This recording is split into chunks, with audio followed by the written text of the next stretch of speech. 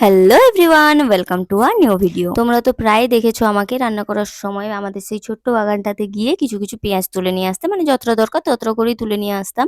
সবটা কখনো তোলা হয়নি, কিন্তু এখন খুব বৃষ্টি হচ্ছে, এখন যদি সবটা না তুলে নিই তাহলে পেঁয়াজগুলো প্রায় নষ্ট হয়ে যাবে। আর গাছগুলো যেহেতু মরে গেছে, পেঁয়াজগুলো তুলে নেওয়ার সময় হয়ে গেছে।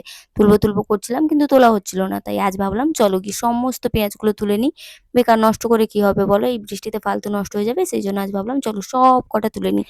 তাই আমি, আমার মা, আমার বোনেরা সবাই মিলে চলে এসেছি বাগানে পেঁয়াজগুলো তুলতে। আর জানো তো, যেহেতু পেঁয়াজের গাছগুলো সব মরে গেছে সেই জন্য পেঁয়াজগুলো খুঁজেই পাওয়া যাচ্ছে না। মানে এক সারিতে যদি লাগানো হতো তাও বোঝা যেত যে এই সারিতে আছে, খুঁজে খুঁজে গেলে পেয়ে যাব।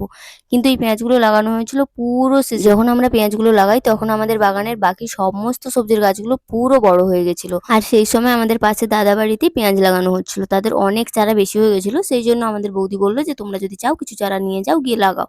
আমরাও ভাবলাম ঠিক আছে দিয়ে দাও কয়েকটা। আমার বোনই এসে মেনলি এগুলো লাগিয়েছিল, যেখানে যেখানে খালি জায়গা পেয়েছে সব জায়গায় এক মাথা থেকে লাগিয়ে দিয়েছে। সেই জন্য আমাদের কোনো নির্দিষ্ট লাইন বা নির্দিষ্ট সীমানা নেই যে এইটুকুর মধ্যে পেঁয়াজ আছে, এরকম কোনো নেই। যেখানে যেখানে পেরেছে পুরো বাড়ি জুড়ে, আমাদের পুরো বাগানটা জুড়ে লাগানো রয়েছে। সেই জন্য খুব সমস্যা হচ্ছিল পেঁয়াজ খুঁজে খুঁজে বের করতে। আর কিছু কিছু পেঁয়াজ গাছ তো টমেটো গাছের তলায় চলে এসেছিল, মানে টমেটো গাছ যেহেতু খুব ঝোপাল হয় সেই জন্য ওই গাছের ভারে পড়ে পেঁয়াজ গাছগুলো একটুও বড় হতে পারেনি, আর ওর পেঁয়াজগুলোও বড় হতে পারেনি। সেগুলো মানে লাগানো আর না লাগানো দুটোই সমান, তাও আমরা সবই কটাই তুলে নিলাম। ফালতু এখানে রেখেই বা কি হবে বলো।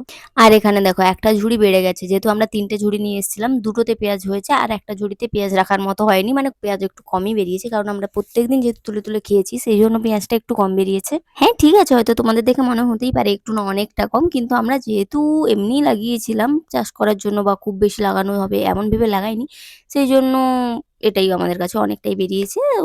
তো আর আমরা প্রত্যেকদিনই প্রায় তুলে তুলে খেয়েছি, সেজন্য পেঁয়াজটা অনেকটা কম। আর তাই আমাদের যেই একটা ঝুড়ি বেড়ে গেছিলো, ভাবলাম এই ঝুড়িটা খালি কেন নিয়ে যাব, আমাদের তো আরো অনেক টমেটো পেকেছিল, ভাবলাম টমেটোগুলো তুলে নিই। আর জানো তো তোমরা লাস্ট ভিডিওতে দেখেইছো যে আমাদের কত টমেটো হচ্ছে এখন। আমি প্রায় কতগুলো তুলে নিয়ে গেছিলাম, এক ঝুড়ি মতো, বাড়িতে এক ঝুড়ি রাখা ছিল। আর এখনো দেখো এই বড় ঝুড়িটাতে করে তোলা হচ্ছে। ঝুড়ি হয়তো ভর্তি হবে না, কিন্তু তাও অনেক কটা টমেটো আবারও পেকেছে। মানে প্রত্যেক দিন তুমি ঢালাও টমেটো তুলতেই থাকো তুলতেই থাকো। আবার দেখো সেই বাইরে চলে গেছে আমাদের টমেটো। মানে এ তো কথা শুনতে একেবারে রাজি নয়। তো আমি আবার চলে গেলাম ওই নাছোড়বান্দা টমেটোর সঙ্গে কথা বলতে, মানে তুমি থাকবে না তো কি হয়েছে, আমিও তোমাকে ছাড়ার বান নই। তো আমিও গিয়ে ওখান থেকে বাকি টমেটোগুলো সব কটা তুলে নিলাম।